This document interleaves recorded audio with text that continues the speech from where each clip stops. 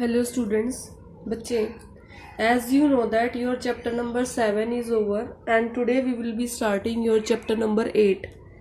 We will start your chapter number 8, Concepts of Cost. What is your chapter number 8? Concept of Cost. Cost तो आप जानते ही है ना, किसी भी चीज को जब खरीदते हैं उसको खरीदने में जो पैसा लगता है उसको कॉस्ट बोलते हैं। इज इट क्लियर बेटा? It is called cost. अब मैं आपको सबसे पहले कॉस्ट का क्या बताऊंगी? I will tell you the definition of cost. ठीक है, cost refers to the expenditure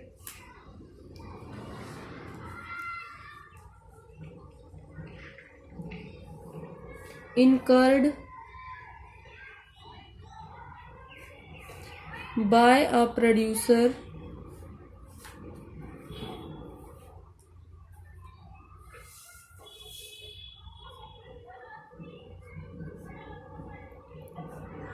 explicitly or implicitly। ठीक है,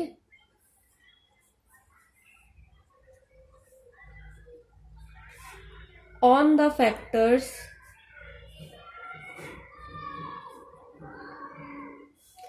as well as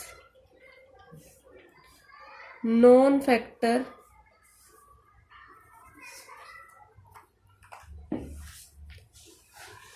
inputs।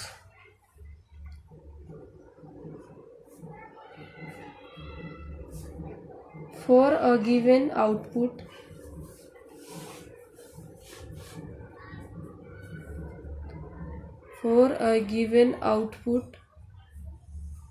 of a commodity, चाहे वो आपके फैक्टर्स हो या आपके नॉन फैक्टर्स हो, उनके ऊपर एक्सप्लिसिटली बाहर के जैसे और implicitly means as internal source, दोनों तरह से जब आपकी कॉस्ट एग्जिस्ट होती है then we will called it as cost. ठीक है बेटा, आपको तो पता ही है फैक्टर इनपुट्स, जब हम इनपुट्स लगाते हैं किसी भी फॉर्म में, चैप्टर 7 में मैंने आपको बताया था दो टाइप के इनपुट्स होते हैं, फैक्टर इनपुट्स और non factor inputs. Factor inputs में आपके क्या बताया था? Land, labour, capital, entrepreneurship. क्या बताया था? Land, labour, capital, entrepreneurship. देखो फैक्टर्स दो टाइप के, ठीक है, फैक्टर्स नहीं, फैक्टर्स जो इनपुट की फॉर्म में होते हैं। Factors input are of two types. First one is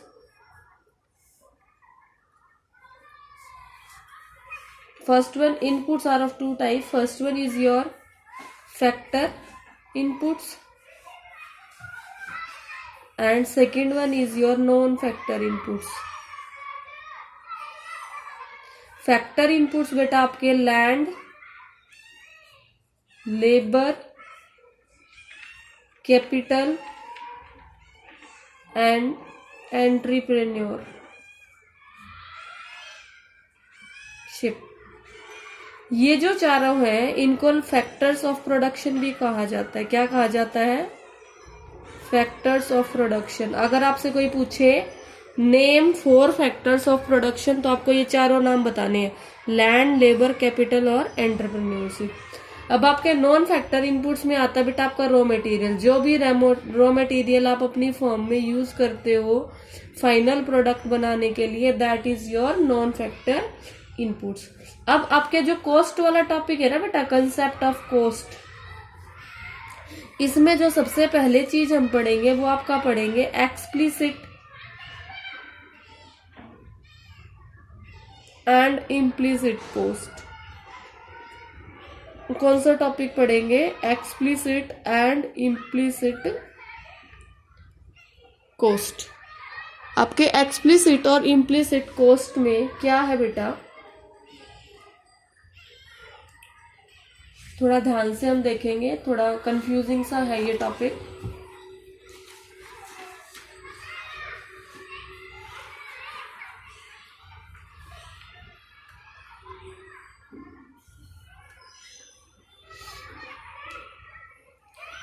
expenditure सबसे पहले ले लेते हैं इसमें से एक्सप्लिसिट कॉस्ट को।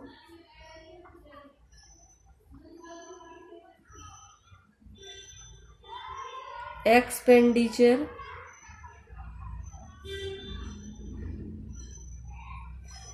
incurred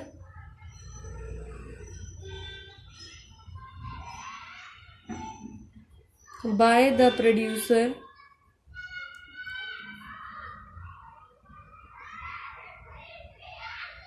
on the purchase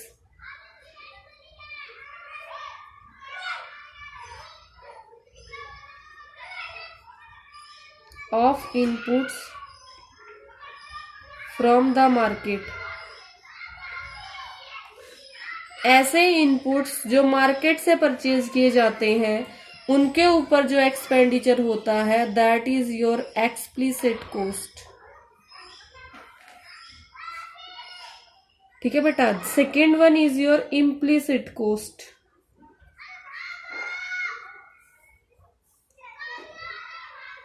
implicit cost, आपके जो इम्प्लिसिट कॉस्ट होते हैं बच्चे, that is your estimated expenditure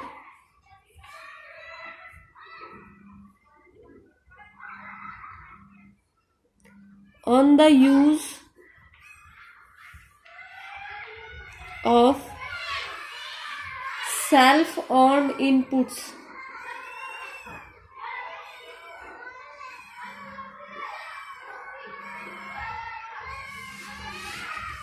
is called your implicit cost।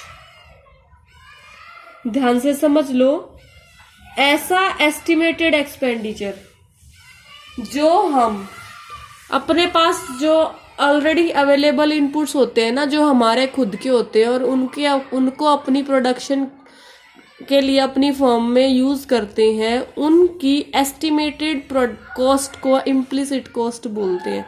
क्योंकि उन्हें हम खरीद के नहीं लाते, वो हमारे पास पहले से होते हैं और हम अंदाजे से उनकी कॉस्ट मान लेते हैं कुछ भी, और उसके according we count it and in our accounts that it is called your implicit cost.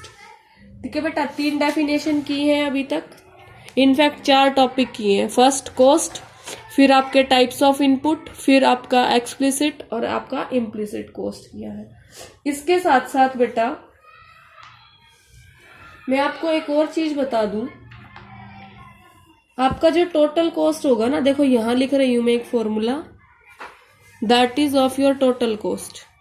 Total cost किसको मानते हैं? ये जो हमारी डेफिनेशन है इसमें जो टोटल कॉस्ट माना है वो होता है आपका explicit cost plus implicit cost.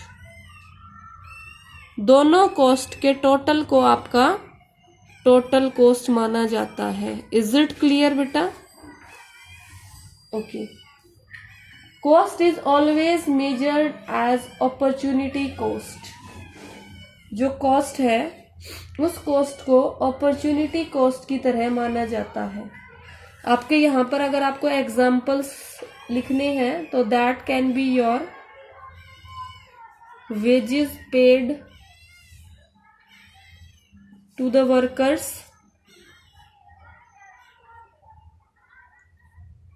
Payment of electricity bill,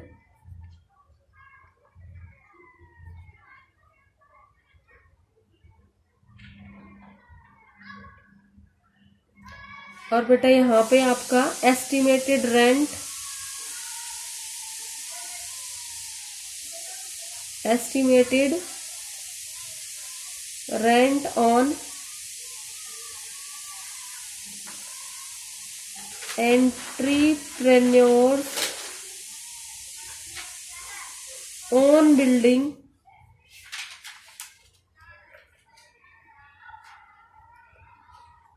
on building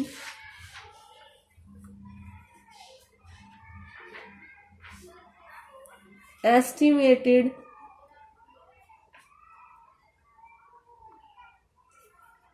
interest on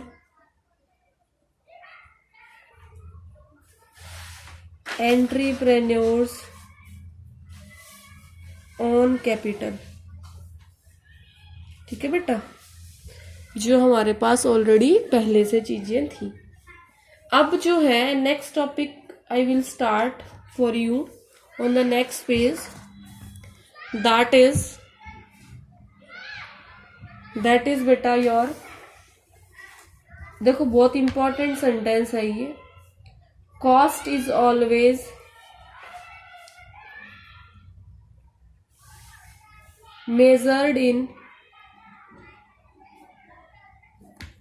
measured as opportunity cost।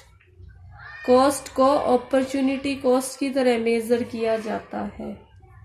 And we know that cost of an activity is measured in total sacrifice, जितना sacrifice किया जाता है। Cost of producing a given amount of output is to be measured in the terms of sacrifice involved in producing that output from producer's point of view. The sacrifice involved in producing a given amount of output includes explicit cost and implicit cost. Is it clear? Got it beta, this thing? So you have to do from here your opportunity cost also, opportunity cost दोनों terms में करनी है as per consumers point of view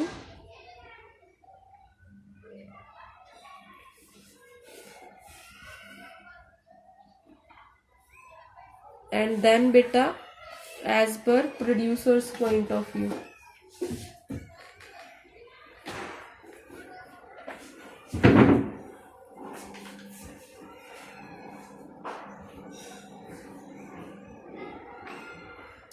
Then is your flow chart, that also you have to understand, and difference between is there, and then is your one example in your book that is saying find the cost of terms in terms of explicit and implicit cost। ठीक है बेटा, तो आपके opportunity cost का जो main definition हो सकता है that is your opportunity cost refers to opportunity cost refers to the total sacrifice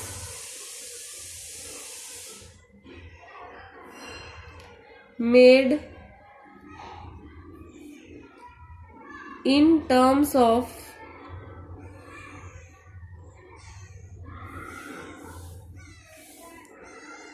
explicit cost or implicit cost for producing a given level of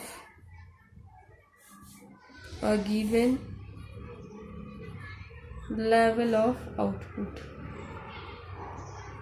आपकी बुक में बेटा एक फ्लो चार्ट है, डिफरेंस बिटवीन है, explicit cost and implicit cost, और एक example है on your page 194 and some part of 195। ये आप खुद से रीड कर लेंगे, कंसेप्ट मैं समझा चुकी हूँ। Is it clear? Then beta next I am moving to your second topic, that is selling cost and production cost। selling cost and production cost। अब सेलिंग कॉस्ट आपका क्या होता है?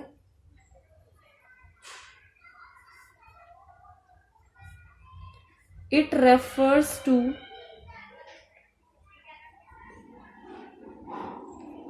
the expenditure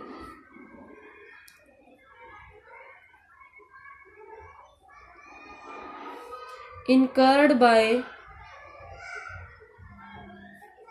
the producer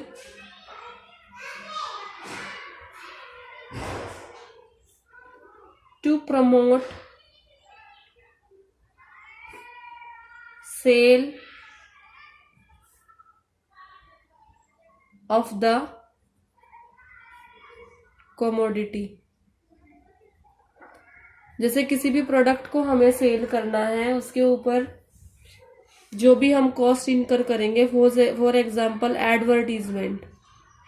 आप advertisement तो देखते होंगे newspaper में, टीवी में, बोर्ड्स पे, मार्केट में जो भी होते हैं, वो एडवर्टीजमेंट लगाए हैं ही क्यों जाते हैं बेटा? एडवर्टीजमेंट फ्री में थोड़ी बनते हैं। जब एडवर्टीजमेंट दी जाती है तो उनके पैसे लगते हैं, और वो खर्चा किस में इंक्लूड करते हैं हम? As a selling cost. Next is your production cost.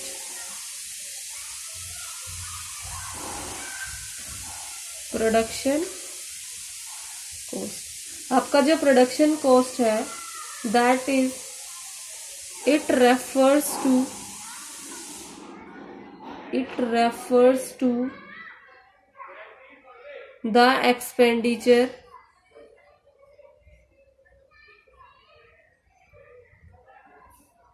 incurred by a producer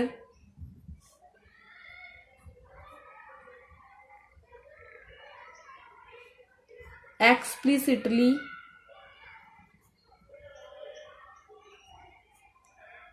and implicitly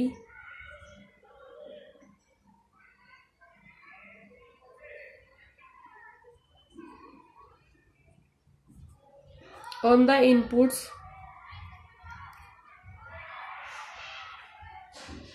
for producing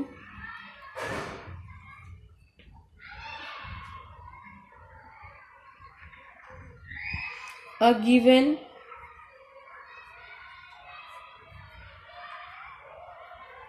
level of output। ठीक है, जो एक्सप्लिसिट और इम्प्लिसिट कॉस्ट मैंने बताए थे, उस फॉर्म में जो होते हैं, that is your production cost. Now बेटा, in our syllabus the main focus is of your production cost only.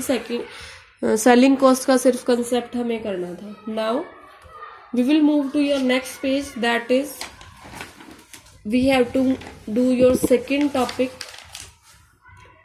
And that second topic is बेटा short run cost. Short run cost. Short run cost से पहले हमें short run का meaning समझना होगा। Short run is a period of the time during which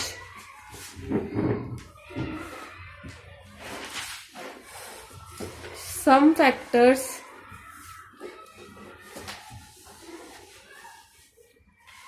are fixed and some are variable।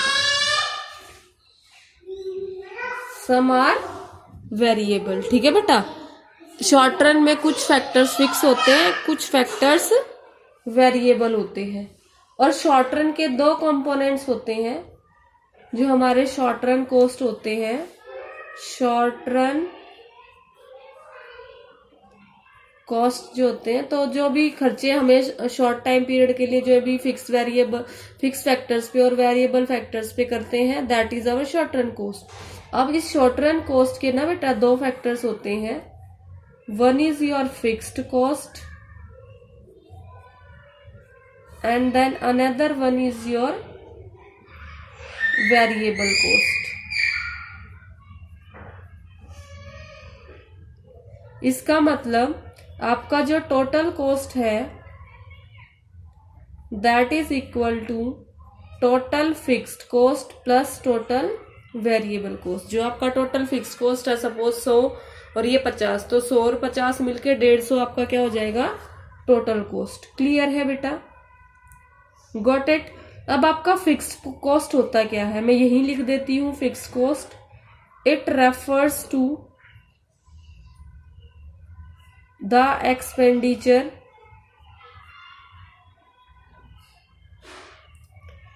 incurred by the producer on the use of fixed factors। जो fix factors हैं उनको factors of production की तरह use करने के लिए जो खर्चा होता है दैट इज फिक्स्ड कॉस्ट। जैसे आपकी मशीनरी वगैरह जो होते हैं ना बेटा, जो फिक्स्ड रहते हैं, जिनको बार बार चेंज नहीं कर सकते। क्लियर है।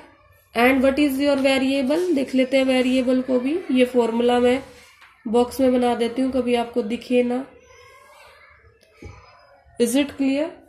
Now about your variable cost. Variable cost क्या हो सकते हैं आपके? It refers to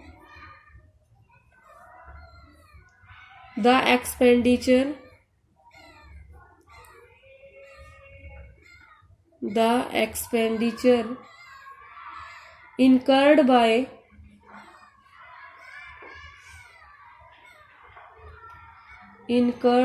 the producer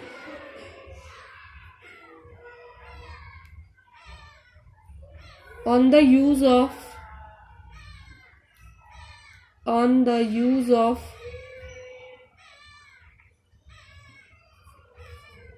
variable factors of production. जो वेरिएबल फैक्टर्स होते हैं जैसे लेबर हो गया आपका, या और कोई सामान हो गया जो चेंज होता रहता है, दैट। इज इट क्लियर बेटा? जो फिक्स कॉस्ट है वो कभी भी चेंज नहीं होती, ये हमेशा फिक्स रहती है। वेरिएबल कॉस्ट जो है वो बदलती रहती है। और फिक्स कॉस्ट तब भी होती है जब हमारा प्रोडक्शन नहीं होता, ठीक है। फिक्स्ड कॉस्ट जो है are incurred even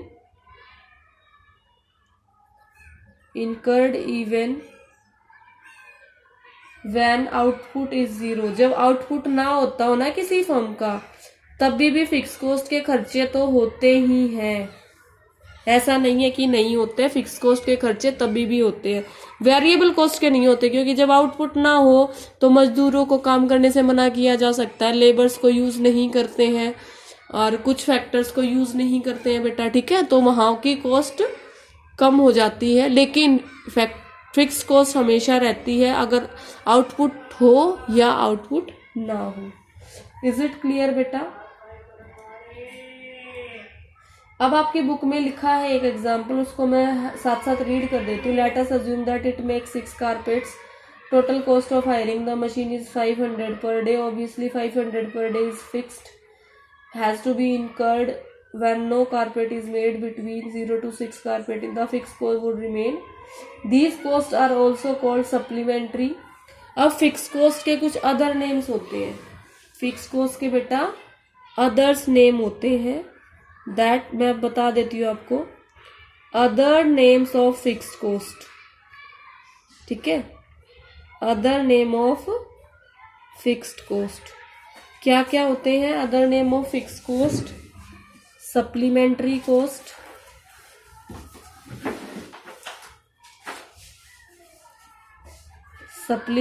cost, overhead cost, indirect cost. ये किसके नाम है? ये आपके फिक्स्ड कॉस्ट के ही दूसरे नाम है बेटा, ठीक है। यहां पर मैं आपको दिखा देती हूं other names of variable cost. ये आपका एक तरह से डिफरेंस बिटवीन हो रहा है, ठीक है। अब अदर, ये जीरो आउटपुट नहीं होता, आउटपुट जीरो होता है तब भी होती है। ये आउटपुट जीरो होता है तो ये वेरिएबल कॉस्ट एग्जिस्ट नहीं होती है, ठीक है। तो फर्स्ट डिफरेंस ये वाला, सेकंड ये वाला, थर्ड आपके अदर नेम्स वाला हो सकता है। इसके दूसरे नाम है बेटा आपके prime cost and direct cost. ठीक है, ये आपके इसके वेरिएबल कॉस्ट के अदर नेम्स हो गए। Now moving further, principal components of fixed cost. जो नेक्स्ट चीज हम पढ़ेंगे, ये डेफिनेशन था, ये कंसेप्ट था। नेक्स्ट चीज है जो that is principal components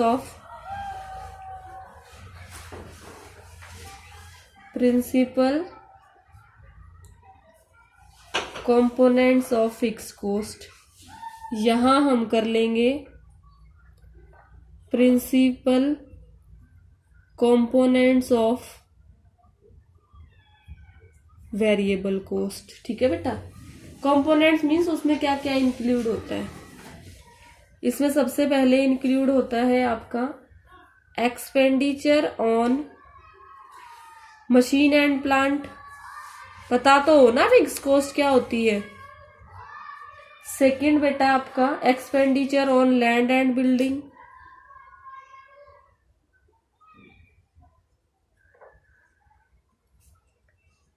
third बेटा आपका लाइसेंस फीस। किसी भी फर्म को चलाने के लिए लाइसेंस लगता है, जैसे पेट्रोल पंप खोलें तो भी लाइसेंस की जरूरत होती है, बियर शॉप वाइन शॉप खोलें तो भी लाइसेंस चाहिए होता है।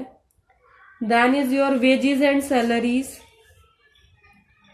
Wages and salaries of permanent staff. कुछ स्टाफ ऐसा होता है जो फर्म के अंदर फिक्स होता है, उसको आउटपुट हो ना हो, काम हो ना हो, वो तब भी वर्क करते हैं। ऐसे स्टाफ की सैलरी भी आपकी फिक्स कॉस्ट में आएगी। और जो स्टाफ जब जरूरत हो जब यूज किया जाता है, जब जरूरत हो जब यूज नहीं किया जाता, वो वेरिएबल में आता है। इज इट क्लियर बेटा? यहाँ आपके principal components of variable factor में आपके आ जाएंगे cost of raw material, raw material को खरीदने में जो खर्चा आता है। फिर बेटा आपका आ जाएगा wages and salary of casual workers. ठीक है, कैजुअल कौन से? जो कभी कभी आप अपनी मर्जी से बुलाते हैं, दैट आर कैजुअल वर्कर्स। तीसरा बिजली का खर्चा, एक्सपेंस ऑन इलेक्ट्रिसिटी।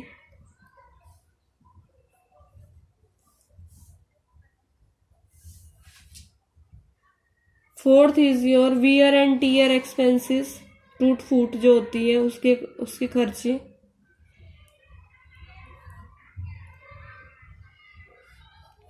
अब बेटा मैं आपको बताऊंगी शेप। नेक्स्ट पेज तो जाऊंगी नहीं, क्योंकि यही मेरी आदत है ना स्पेस बीच में मैनेज करने की। तो मैं ये वाला जो कोने में स्पेस दिख रहा है ना आपका, इसको यूज करने की थोड़ी कोशिश करती हूँ। और यहाँ पर आपको एक शेप बताऊंगी। किसकी शेप बेटा? हाँ, ब्लैक पेन से बताऊंगी ताकि आपको अलग से दिख जाए। Shape of total fix cost curve. और ये आपकी माइक्रो इकोनॉमिक्स में शेप्स बहुत ज्यादा जरूरी है। Shape of TFC, total fixed cost curve की जो शेप है, that I will draw over here. इसके लिए आप देख सकते हैं बेटा, मैंने यहां पर एक लाइन ली। This I have taken X axis, this I have taken Y axis, और मैंने यहां से आपकी जो आउटपुट है, मतलब जो आपने यूनिट्स आउटपुट लिया है, दैट इज 1, फिर 2, फिर 3, फिर 4, फिर 5, फिर 6। मैंने आपको बताया था फिक्स कॉस्ट वही होती है जो ऑलरेडी, देखो यहां भी लिखा है मैंने आपका ये ब्लैक बबल में, टोटल फिक्स कॉस्ट। अब जो आपका फिक्स कॉस्ट है ना बेटा, टोटल फिक्स कॉस्ट, ये आपका जो है TFC लेंगे हम यहाँ पे 2 रुपये, 4, 6, 8, 10। तो आपकी बुक में 10 ले रखा है, चाहे 1 आउटपुट हो, चाहे आउटपुट कितना भी हो। तो उस केस में ना बेटा आपका जो टोटल फिक्स कॉस्ट की जो लाइन होगी, जितना आप फिक्स कॉस्ट मानोगे, इसमें 10 रुपए मान रखा है, तो 10 के बाद जो पैरेलल लाइन जाएगी एक्स एक्सिस के पैरेलल, वो आपका टोटल फिक्स कॉस्ट होगा, क्योंकि टोटल फिक्स कॉस्ट फिक्स रहना है। आपका आउटपुट 0 तब भी रहना है, आपका आउटपुट 1 है तब भी वही रहना है, 2 है तब भी रहना है, 6 के बाद और कुछ हो जाए तब भी आपका टोटल फिक्स कॉस्ट वही रहेगा, क्योंकि इसको तो चेंज होना ही नहीं है, रिजिड है ये, ऐसा ही फिक्स रहेगा। अब बेटा मैं आपको नेक्स्ट बताती हूँ, आपका नेक्स्ट पेज पे वेरिएबल कॉस्ट का शेप। किसका? वेरिएबल कॉस्ट का। एक बार फिर से बना देती हूँ आपका ये टोटल फिक्स कॉस्ट भी, क्योंकि शायद मुझे जरूरत पड़ेगी इसकी दोबारा। टेबल है वो आप खुद से पढ़ लेना, टेबल 1 और टेबल 2। अब बहुत सारे टेबल्स मैं आपको समझा चुकी हूँ, इतनी माइक्रो में टेबल्स ही समझाए हैं बस, तो आप जल्दी से समझ जाओगे दोनों टेबल्स को, जो पेज 196 पे है और 197 पे है। अब बेटा मैं आपकी दोबारा से टोटल फिक्स कॉस्ट बनाती हूँ यहाँ पे। अब जल्दी, ज्यादा नहीं समझाऊंगी, जल्दी बनाऊंगी, क्योंकि अभी थोड़ी देर पहले बताई थी। ये 0 1 2 3 4 5 6 ये आपका आउटपुट। यहाँ बेटा हमारा TFC 2 4 6 8 10। आपकी बुक वाला ही ड्रॉ कर रही हूं ताकि आपको समझने में कोई प्रॉब्लम ना आए। ऐसे पैरेलल जो लाइन जाएगी, दिस इज योर TFC। ठीक है, ये आपका TFC का शेप हो गया। Now I am moving to your total variable cost की शेप। किसकी शेप? टोटल वेरिएबल कॉस्ट की शेप यहां बनाऊंगी मैं आपकी।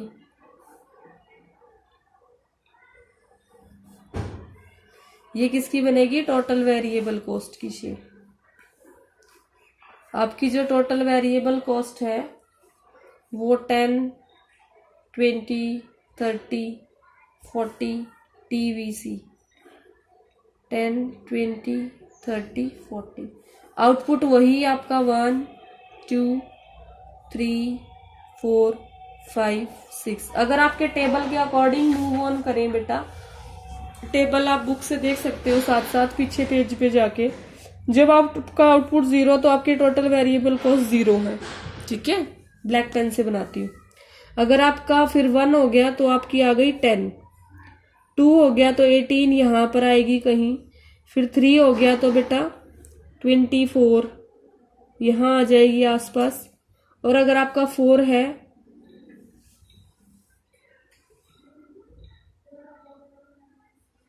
तो बेटा आपकी 28 हो जाएगी, ये 30 के आसपास आ गई। फिर आपका 5 है तो ये 32। आपके टेबल में जो ले रखा है ना वो मैं कर रही हूँ। और टेबल आप एक लर्न कर लेना, हर टॉपिक से रिलेटेड एक टेबल लर्न कर लेना। कॉस्ट का अलग, प्रोडक्शन का अलग, डिमांड का अलग, और आपका PPC का अलग, एक एक टेबल क्रैम कर लेना, क्योंकि जब पेपर में आपको एक्सप्लेन करना आएगा ना तो वो टेबल आपको अगर याद होगा तो जल्दी से आप कॉन्सेप्ट को अच्छे से समझा पाओगे। और जो बुक में है वही लर्न करना। ठीक है, अब जब मैं इन पॉइंट्स को ज्वाइन करूंगी बेटा तो मुझे TVC मिल जाएगा। और TVC में हमने किया क्या है? हमने अपनी वेरिएबल कॉस्ट को सिर्फ चेंज किया है। जैसे जैसे आउटपुट बढ़ेगा वेरिएबल कॉस्ट बढ़े तो गी, लेकिन जरूरी नहीं है वो सिमिलर बढ़े।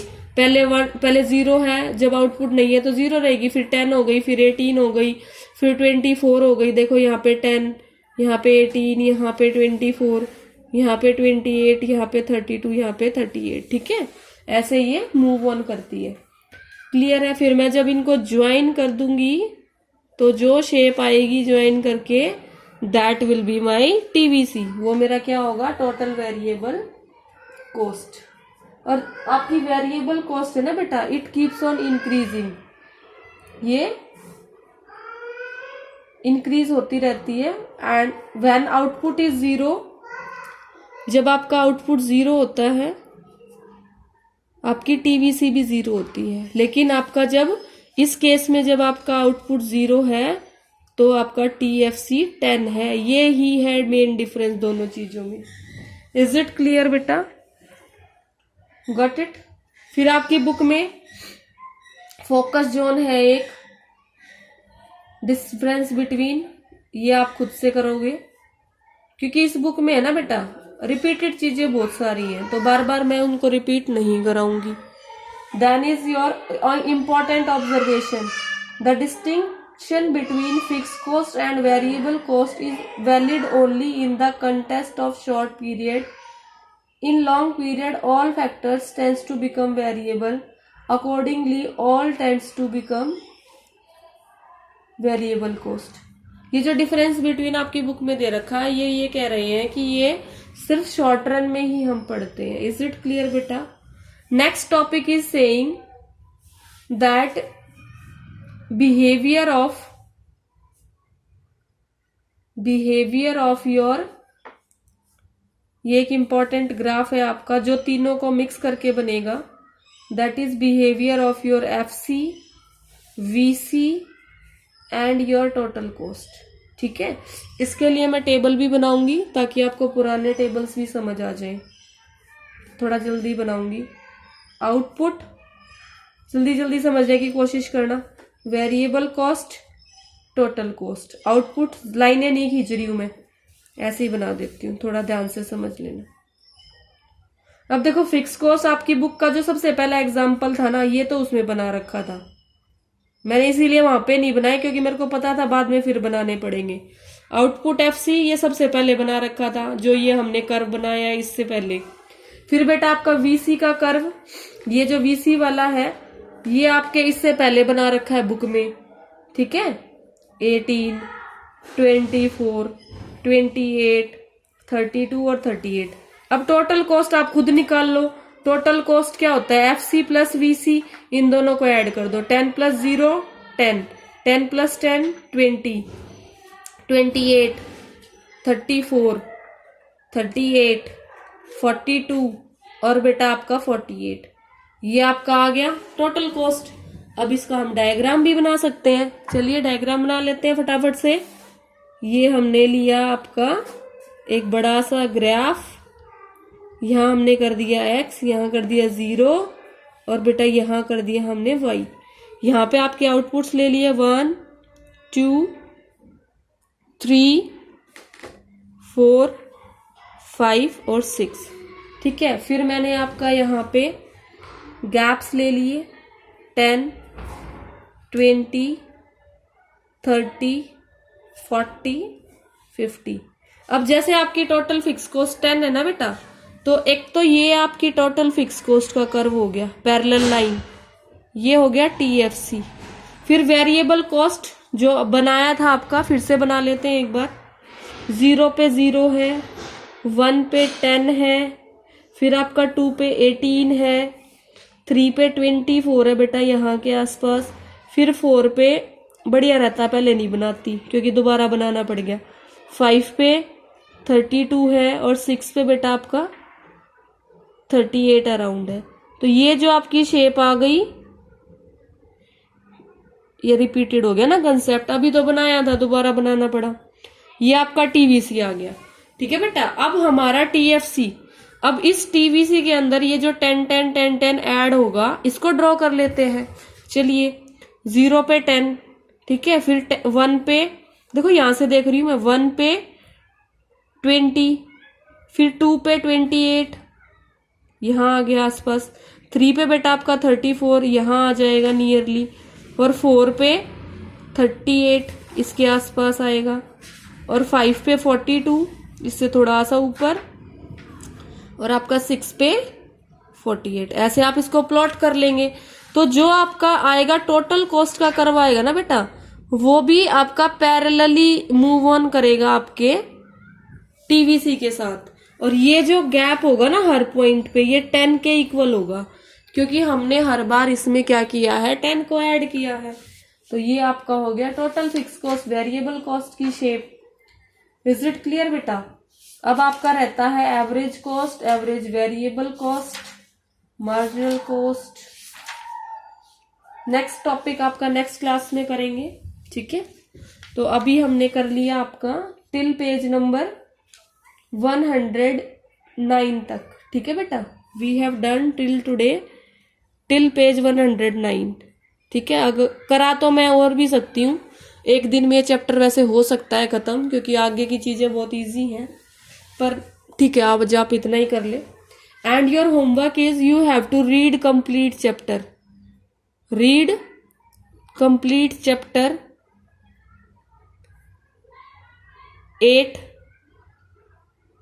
टिल पेज नंबर, ताकि आपको नेक्स्ट क्लास में ये अच्छे से समझ आ जाए, आपने पहले पढ़ रखा होगा तो। Till page number 211। क्लियर बेटा? This is your homework for today and that's all. Thank you and have a nice day.